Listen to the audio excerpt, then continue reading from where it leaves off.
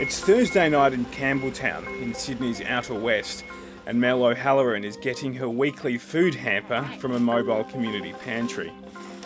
Without the food bank, our food for the week would probably, we'd be lucky if we could probably end up just buying the staples, so like bread, milk, butter. We wouldn't have a lot of meat or a lot of fresh fruit and vegetables. We just wouldn't be able to afford it. Mel, who also volunteers for the food pantry, has been using the service on and off for about 18 months now. But since lockdown began, her husband and 2 children have never been more in need. We have had a lot of new members come through that have found us because of the crisis at the moment and everything, and they are just so appreciated that they can still at least just put food on their table.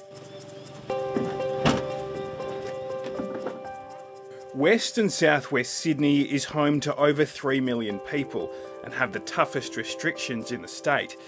Foodbank CEO John Robertson says it's led to a food security crisis. This has been very hard for more and more people, and this is much harder, and we're seeing much more of an increase in demand than we did at the peak of the lockdowns in 2020. There's no doubt people are doing it tough. We're seeing tougher restrictions in place. We're seeing more people who are being stood down, and as a result, they're struggling to put food on the table. In Sydney, the proof is in the numbers. Demand for food has soared by as much as 118% in parts of Sydney's west.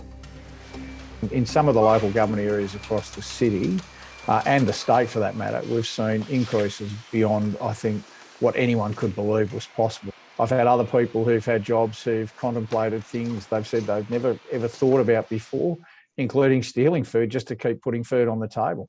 I think for a lot of people, there's no full appreciation of just how tough this is. The issues have also been stark in Victoria. 2 weeks ago, Foodbank had to close its Melbourne warehouse because demand was so enormous, police said the traffic caused a public safety issue. Seeing the cars back so far and having people turned away and we couldn't be there to help them, it was traumatic. Some of the stories were heartbreaking. So we've got small business people turning up with the sign writing on their car, they just can't work. Single mums with their kids in the car because there's no food on the table. People living in their car turning up. Ex-veterans from Afghanistan who've watched what's happened over there, and they're breaking. Everyone's breaking at the moment. In Sydney's inner west, Vivian Moore was close to breaking point. When her work dried up, she was unable to supplement her small disability pension. I was not eating 3 meals a day. I was relying on friends, and I was in distress. Before she found a food pantry, she was worried she would go hungry. Fear and anxiety and isolation and shame that I can't look after myself, and this shouldn't be happening to me. Vivian is grateful she can now rely on weekly food parcels in these tough times. But those running food services say the demand from the hungry keeps growing. It's becoming more and more apparent that COVID-19 is a disease that's having a greater impact on people from lower socioeconomic areas across Sydney and frankly right across the state.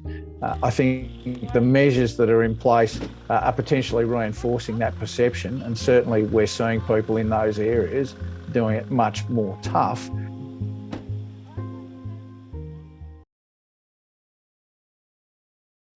Hi, I'm Lee Sales. Thanks for watching this story. If you'd like to watch more of 7:30's stories, they are on the left of your screen.